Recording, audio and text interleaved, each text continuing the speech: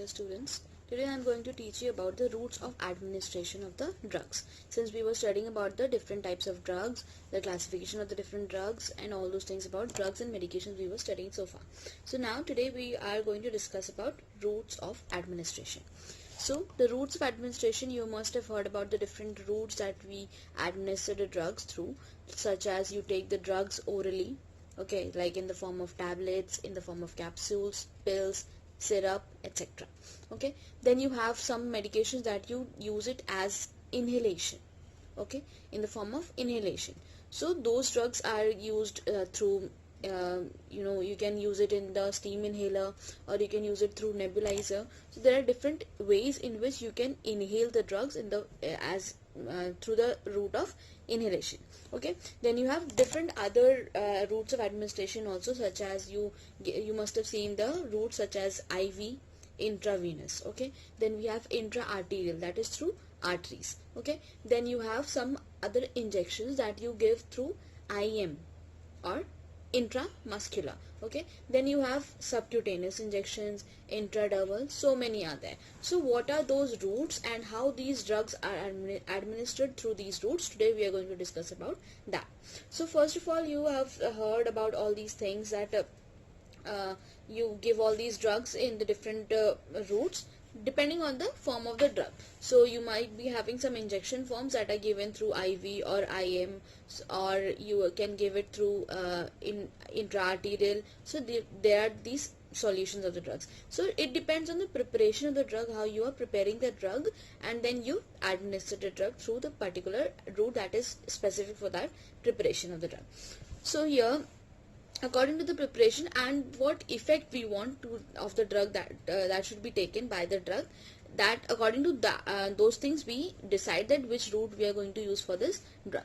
Now every drug has some label on it. Okay, so every drug has the label on it. On that label it is written whether the drug is to be given IM, or it is to be given IV, or it is to be given orally, or however.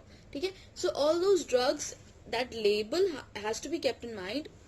We need to see that what kind of route the drug label is indicating for that drug.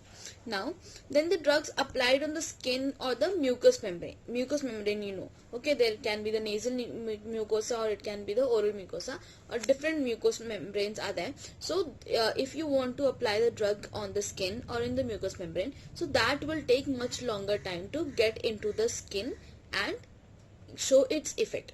So similarly, if you take the drug through mouth, or you ingest the drug orally, so that will also take time, because it will reach the area where it is to be absorbed into the bloodstream of the body. Okay, so first you take the drug orally, then it goes to your through your digestive tract, it will reach your small intestine. So from the small intestine the drug has to be absorbed into the bloodstream. Okay, then what happens is the drug that is absorbed into the body through the from the small intestine into the bloodstream, that it's taking time. Okay, so if you want to give a rapid effect, you can give the drug through IM also.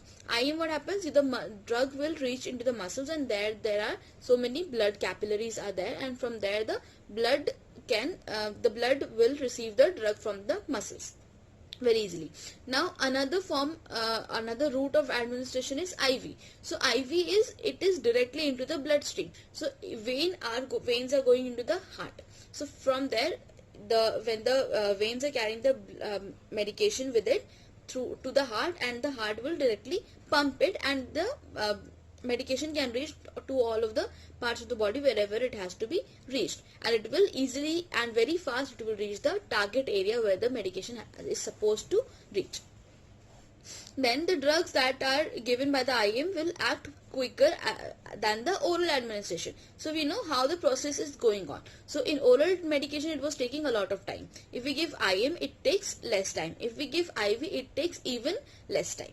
Then the drugs, because IV drugs are acting immediately, and it obtain the desired effect, whatever effect we want to have because of the drug, that will be we can see that effect very soon if we give it through IV. than any of the drugs. So IV is the fastest route of administration of the drug. So the drug that is given through IV acts very fast. It acts the fastest from there. So there are different routes to so first of all we'll discuss about the oral medication. This is the most common route. Most commonly the drug are given through oral administration, and this is the most convenient because there is no puncturing of the skin. It is not painful, and it is the most convenient for the patients to take the oral drug. The disadvantage of oral administration drug are their unpleasant taste. So you must also be not feeling like having any medication. Everyone feels like that because the drugs are such big in size and they smell so bad. Some medications are so bad in smell, so the patient may feel nauseated and not feel to have that medication. Some people don't like the taste of the medication that it has. So some drugs are there, it does not have any coating, that we were discussing in the forms of the drugs. So there are different drugs. So if the tablet or the pill has some coating, so it will not affect the area where it is going. So we can easily keep in the mouth and take it inside. Okay, so it will we will not be having any taste of it, because the bitter taste that usually the tablets have, because of the coating, that taste is wrapped inside that coating, right? So the taste we will not have it. But what happens is then again the coating will help in what the drug can reach to the stomach or the intestine, wherever it has to be reached, and then slowly you can see the coating goes off, and then the medication inside the coating can be taken up for use. Then you have the irritation of the gastric mucosa. So because of the coating, the taste is also avoided, and also the gastric mucosa, the mucosal layer of the stomach. Okay, so that layer does not get irritated because of the medication, because there is coating, and only when it will reach where it has to reach, there only it will remove the coating, and then the medication can be taken up from below the coating. So the mucosa of the digestive tract and the stomach, that area, the mucosa is not irritated because of the medication here. So then also the irregularity of absorption from the GI tract. So here we have some medications are there. So these are some disadvantages of taking oral administration. Number one was the unpleasant taste of it. Then the irritation of the gastric mucosa. And then we have the irregularity of the absorption from the GI tract. That means the GI tract has the irregular pattern of absorption, because as the drug is reaching to the intestine for the absorption, then it will absorb the drug. But it depends on the content of the medication, how it will be taken up by the digestive tract into the bloodstream. So then and then also the time needed for absorption. Now what amount of time is required for absorption? So if we want a drug to be absorbed in 2 hours, and if it is taking 1.5 hours of absorption time, it is being absorbed in 1.5 hours, so that is not according to what we wanted the drug to be. Okay, so that is a differences in the time needed for the absorption. So we need a drug to be absorbed at a particular time, so it has to be absorbed at that particular time. So that is one problem. Or if we want a drug to be showing its effect immediately, so we cannot depend on the oral administration of the medication, because it will take time in showing its effect. So the time that it requires for the absorption of the medication, going through the process from the mouth to the esophagus and then to the stomach and then to the small intestine, then it is absorbed into the bloodstream, and then it reaches the target cell. So it is taking a lot of time for the absorption. So that is one disadvantage. Then harmful effect some drugs can have on a client's teeth. Sometimes some drugs also have an effect on the teeth. Okay, why? Because it can start spoiling or start affecting the teeth. It may cause dental caries. Okay, so these are some complications or some disadvantages of oral administration of the drug. Then we have sublingual administration. So sublingual administration means, sub means below, lingual means related to tongue. Okay, so it has to be given below the tongue. So sublingual administration means this medication is given under the tongue. Okay, so you might have sometimes have such kind of a medication, or you must have heard about it. So these are given sublingually, that means below the tongue. So the medication is placed under the tongue, and then the person does not have to swallow it by themselves. The person will not swallow it or will not absorb it, but slowly, gradually, it itself will start to get into our body. How? Because slowly it will get to dissolve over there. So you keep the medication below the tongue. Below the tongue you will keep the medication, and there what you do, you don't have to do anything. The medication will itself get dissolved in that area, and slowly it will be taken up through the blood capillaries in the mouth. So directly it is reaching the bloodstream here. Some medications, such as for the blood pressure regulation, we give. Okay, so those medications are given sublingually. For example, nitroglycerin. Here I will show you a picture of sublingual administration of medication. So this one you can see, this is the sublingual administration of medication here, just below the tongue. And here this one is another medication administration, that is buccal administration. It is just at the side of the cheek. So this is buccal administration of the tablet. Then we have some other routes of administration, that is here we are going to discuss about inhalation. So the next one is inhalation.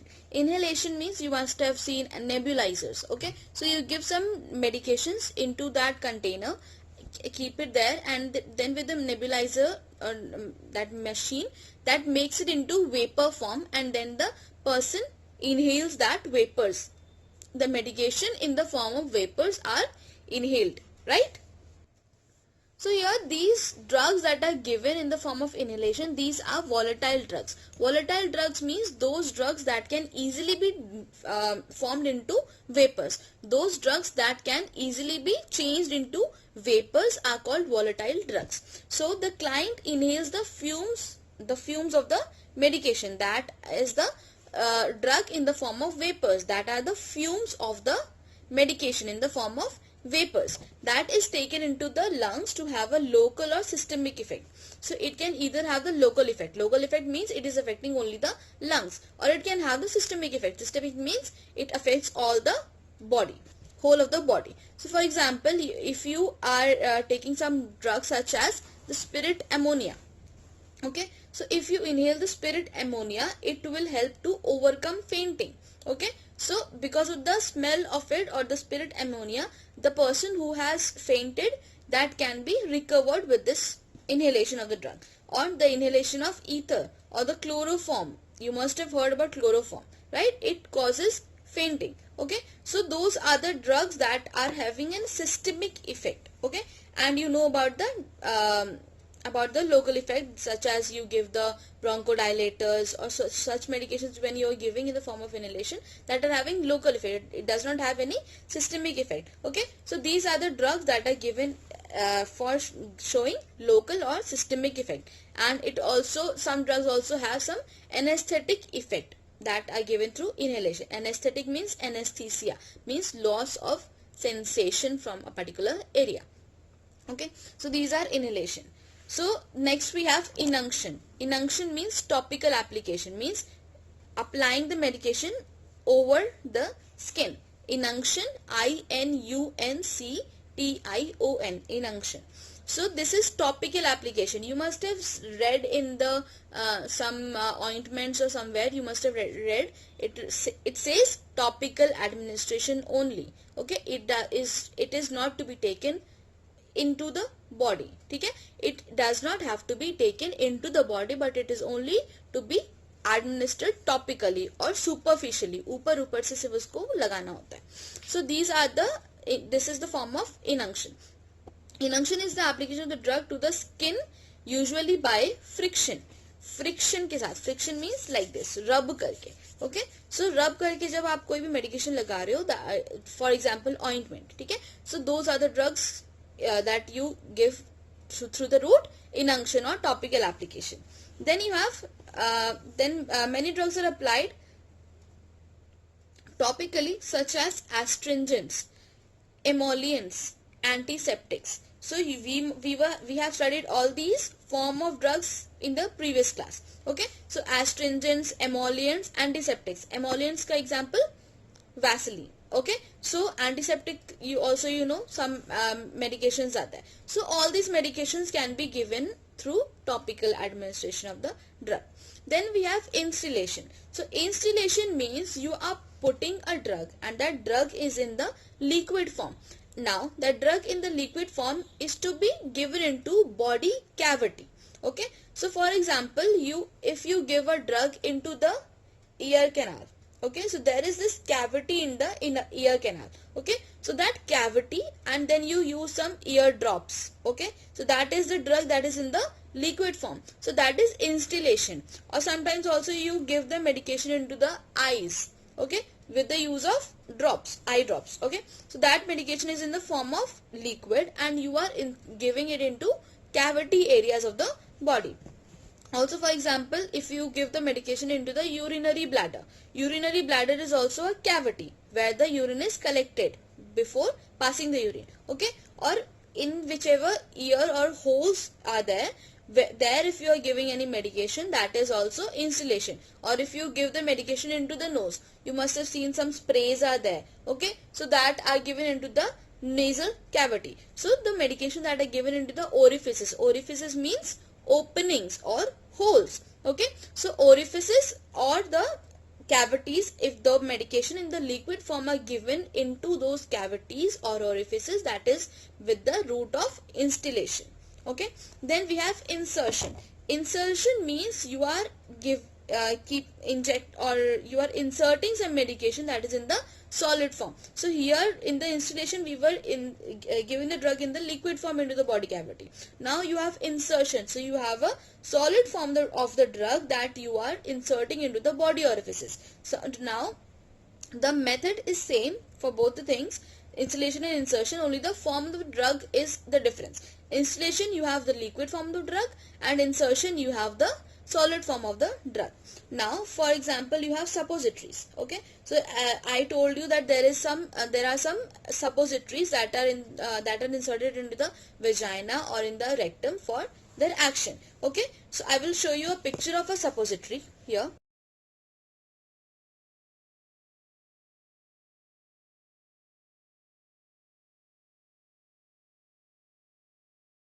Okay, so now these suppositories are there that are inserted into the rectum or vagina. So these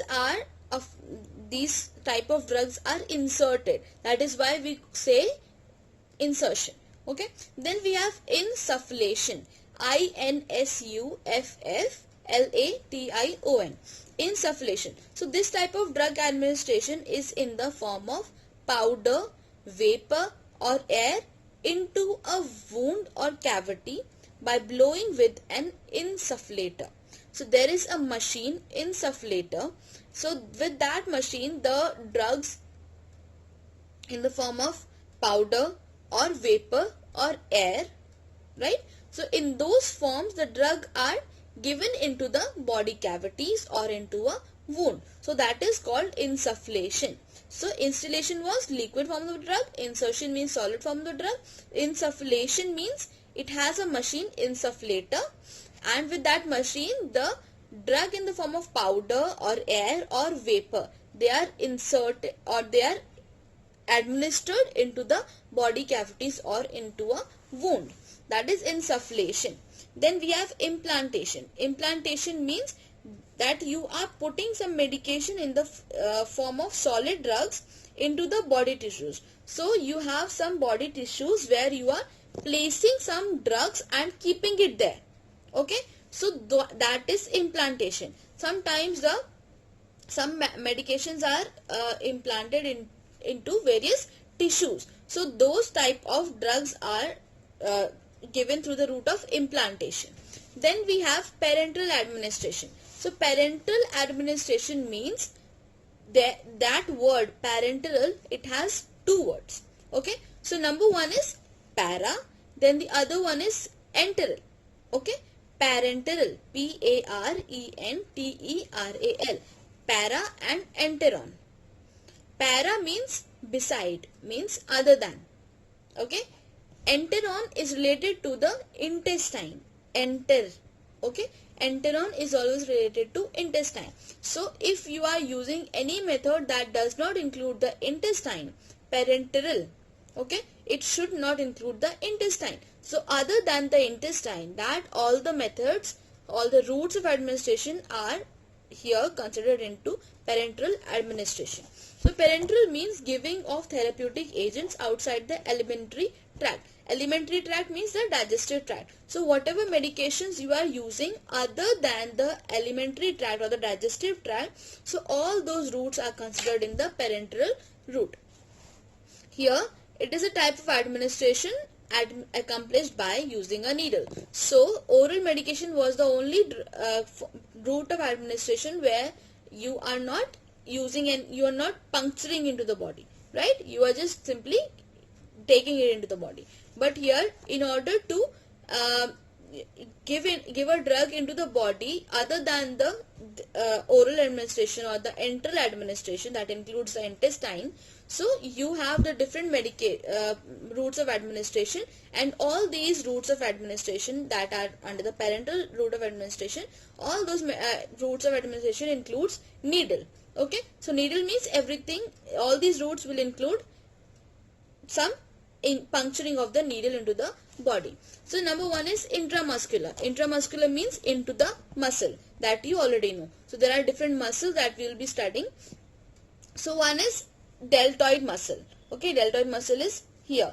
Then you have ventrogluteal muscle, that is in the buttocks. Okay, then you have dorsogluteal muscle, that is also in the buttocks. And then you have vastus lateralis muscle, that is in the lateral aspect of the thigh, the side aspect or the anterior or side lateral aspect of the thigh. Okay, so these are the muscles in which commonly the IM injections are given. Then we have subcutaneous or the hypodermic. Hypodermic means just below the dermis. So there are different layers of the skin. So these layers are there, and in these layers of the skin you are going to give the medication. Okay, so if you are giving the drug just in the layer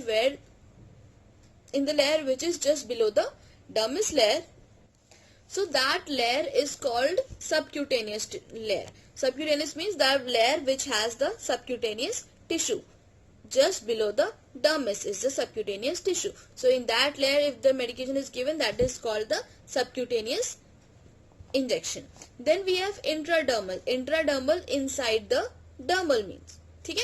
So intradermal means inside the dermis layer. Dermis layer is the layer of the skin just above the subcutaneous layer.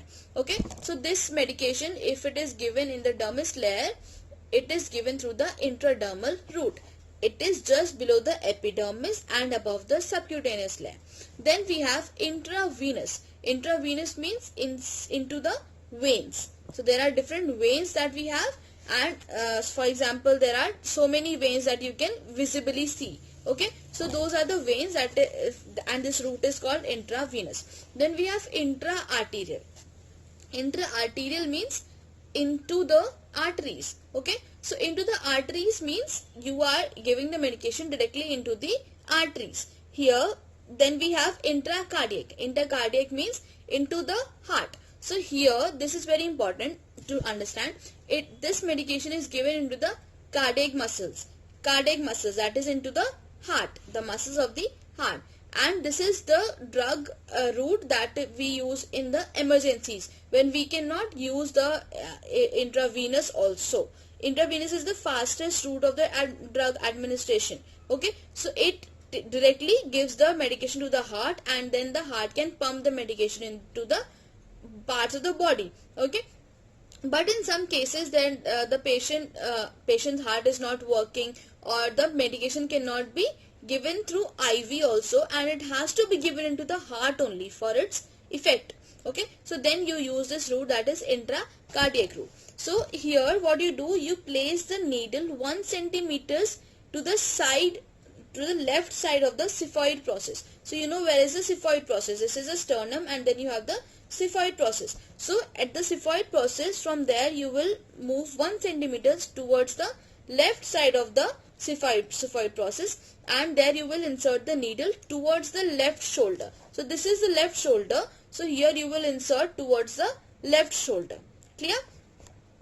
So what happens? Xiphoid process is there. Then you take 1 centimeter towards the left of the xiphoid process, and from there you will insert the needle towards the left shoulder like this. Okay, so this kind of medications are given through the route of intracardiac.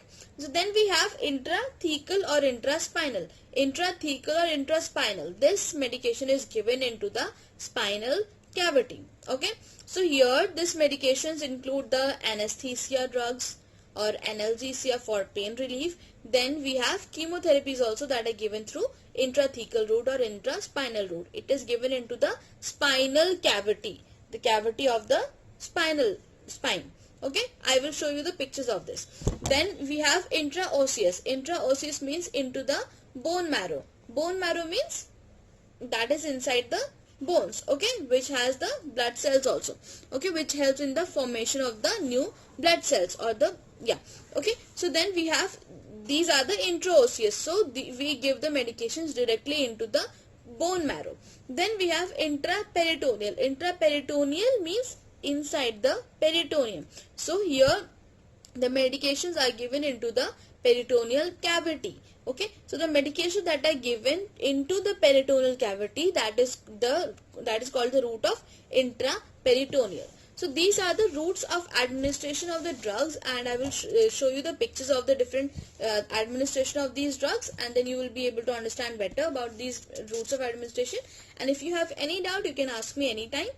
And also I want to tell you that about your attendance, whatever classes I have taken, I want you all to have those notes in your notebooks, and I will be seeing those notes, and according to the notes that you have of all the topics that I have covered so far, so accordingly you will be marked the attendance. Okay, so this is the thing, and you have to make sure that you have all the notes ready with you, so that you will not have any problem with the attendance, and we'll see for the next classes. And whenever you have any doubt, you can text me, or you can even call me, whatever you feel like, and you can ask me anything anytime. I will be available for you. Thank you.